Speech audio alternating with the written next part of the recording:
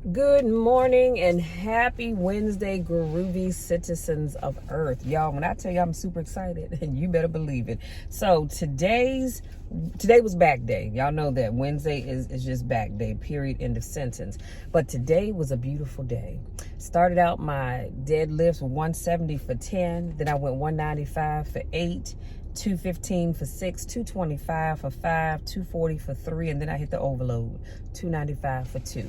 Now, I only was going to do it for 1, but after I held it at the top and I had to talk to myself, because sometimes you have to talk to yourself. Sometimes you have to energize yourself, encourage yourself, if you will. And so that's what I did. And so I hit it for a second one. But had I not held that first one at the top so long, I probably could have got it for 3. So next week, I'm going to work on reps, and I'm going to work on the mechanics of the deadlift, which is taking the slack out the bar, making sure I'm tight through my trap area, making sure the bar is dragging up my shins. Sometimes it's a little difficult to do in the Smith machine, but you've got to figure out how to make it happen, and just really getting some reps in.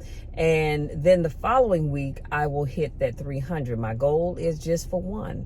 But if I get it for 2, hey, I'll take that as well. Either way, y'all, I am working on getting my numbers back up. I'm feeling good about life. I feel good. My back feels good. And that's the other thing. When you set up right and you're pulling that weight, you're driving through the quads and not allowing your back to do all the lifting. That's why, let me just say this real quick and I'm going to move on. If you ever watch someone deadlift and they go to pick up their weight and they're kind of hunched over like this, that's because they're using all back to stand up with the weight. And that's not going to work because your back is just not strong enough to try to pick up all that heavy weight. So you've got to make sure you're set up so you're driving through your legs. You're pulling because you got to pull the bar, but you're mostly driving through your legs as you stand up and lock out. But that's a whole nother video for a whole nother time. Let's jump into today's topic. Today's topic is stop wishing and start doing. I'm going to say that one more time in case you didn't hear me. I need you to stop wishing and start doing. And if you know me, then you know I love me some Eric Thomas. So I'm going to share this quote with you. And it says, we all have said, I wish I had more time. Who hasn't said that? In reality, we all have the same 24 hours in the day. And we do. Beyonce doesn't have more hours in the day than I have. Just like Les Brown doesn't have more hours in his day than you have. We all have the same 24 hours in the day. However, some seem to be more successful than others. Why is this? Well, because they value the time they have to get things done. You may need to get up a little earlier. Come on, somebody. You may need to get up a little earlier. That's why I get up, get my behind in the gym. And when I get here, it's dark outside. When I get here, sometimes it's about 5:30. If I can, I'm trying to get in here by 5:15, but no later than 5:30. So sometimes you have to get up just a little bit earlier to start your day. You may need to stay up a little later. Lord knows I've done it many a nights in order to get things done. We don't stop when we're tired. We stop when we're done. I'm going to say that one more time. We don't stop when we're tired. We stop when we're done. And so all I want to do as I head on home so I can make me a bowl of cream of wheat is impress upon you the need to stop wishing. Let me tell you something. When you sit around wishing, when you sit around wishing, you're not the Tooth Fairy. You're not Santa Claus. You're not the Easter Bunny or any of these other fictitious things. You've got to get out there and do it. Wishing gets you nowhere. Praying about it and then putting some action behind it, that's what's going to get you where you need to be. And so let me just go back to what I started off with. People wishing that they had, I got to cut my heat up, I'm a little chilly. It's only 62 degrees. People wishing that they had more time. It's a sad state of affairs when we get to the end of the day and we say, I really wish I had more time in a day to get done A, B, C, X, Y, Z. Or even worse, y'all, you get to the end of your life and you say, I wish I had more time to do the things that I wanted to do. The reality is you had the time. You didn't use it wisely. It's just like if I allow this day to go by and then I look up and it's 8-9 o'clock tonight and I go, I wish I had had more time to do whatever it is I needed to do. Well, in reality, I had the time. I didn't do what I needed to do in order to get things done. Like I said before, you don't have any less time than anybody else. We all are granted the same 24 hours in a day. The question is, how are you using your time? That's really what it boils down to. How are you using your time? Are you getting up to do the things that you need to do? It's just like on Saturdays. I sleep in just a little bit, but then when I get up and I'm moving, I'm about getting done the things that I need to get done so that I can sit back and enjoy the rest of my day doing absolutely nothing, if that's what I choose to do. Now, if I don't, for whatever reason, do that, it's not because I didn't have enough time in the day. It's just because I chose not to. And sometimes I do. Sometimes I choose to just fart around and do as little as possible. Or as I like to tell people, I like to move just enough so you know that I'm a part of the land of the living. But that's my time. That's me doing what I need to do for me. It has nothing to do with anybody else. All I'm saying is, and trying to impress upon you, to stop saying you wish you had more time, because you had the time. You just have to use your time wisely.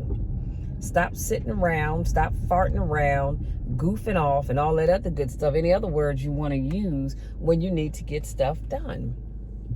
Because like I said, it's nothing worse than sitting around talking about you wish. If I had a dime for every time, I'm going to say $1, forget the dime. If I had $1 for every time somebody said, Michelle, I really wish this, I wish that, I wish the other, I'd probably be a rich woman by now.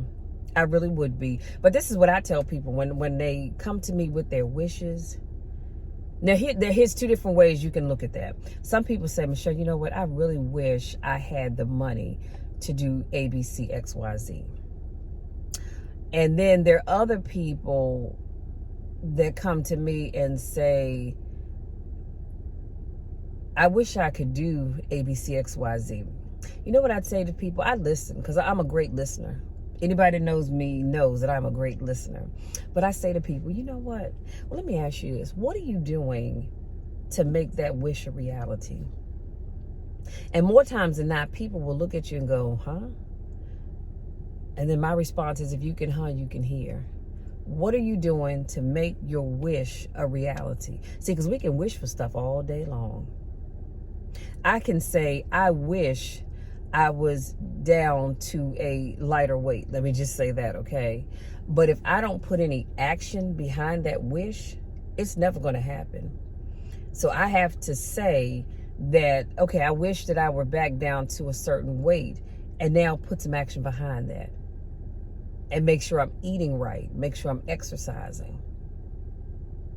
And that's all I'm telling you with whatever it is that you want to do in life, whether it's start a business, whether it's lose weight, whether it's buying a home, whether it's buying a new car, whether it's paying off debt, whether it's putting your kids in good schools, whatever it is, the list can go on and on and on. But stop saying you wish. Let's move from wishing about stuff to making it happen. And that's all I'm asking you to do. Start putting some action behind those things that you want to do. I realized last night, let me tell you this. Last night was our week 7. Yeah, our week 7 of a grant writing class that I've been taking. And next week is our last week. And so we got broke out because there was only 20 of us on the call. The numbers seemed to be slacking off each week. And so there were 20 of us in the call. So we had 4 groups of 5 people. And in each group, everybody had to talk about what they do. And if they were to get grant money, what they would like to do with it. So in essence, that's kind of a wish. That's why I thought about sharing this story with you all. And so we all went around.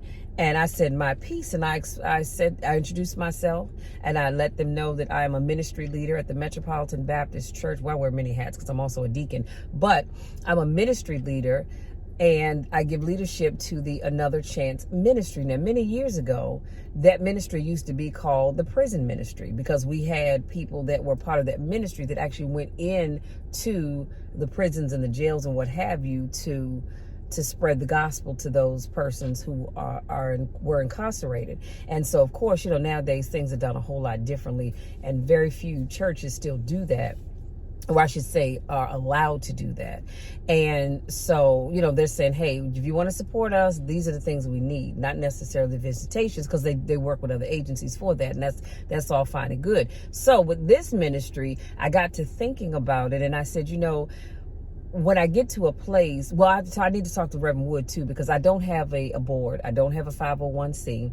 So I'm going to talk with Reverend Wood, who's our executive pastor, to say, okay, you already have your 501c set up, the MCDC, Metropolitan Community Development Corporation. So I want to come under that umbrella and use the ministry to be able to seek funding that would be able to help those persons who are incarcerated once they get out. Because here's the reality: a lot of folks that are incarcerated, not all, because some of them are smart as a whip, some of them even have degrees, but a lot of them don't have degrees, a lot of them don't have resumes, a lot of them they probably don't have great speaking skills, if they even have good reading skills.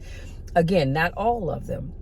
And so what I want to be able to do with our Another Chance ministry is to be able to help those persons who have been incarcerated, and now that they're out, help them to be able to find jobs, help them to be able to write up a resume, because some of them don't have a resume at all, or if they have one, help to tweak that resume, help to prepare them for job interviews, help them to get the skills that they need to be able to get a job. Because chances are, when they come out of the system, depending on what it is that they did to end up in the system, a lot of places are just not going to hire them, and there's no way around that, and it's their choice. It is what it is. So one of my, I also co-lead our entrepreneur ministry. And so Tim and I have talked about, well, you know what?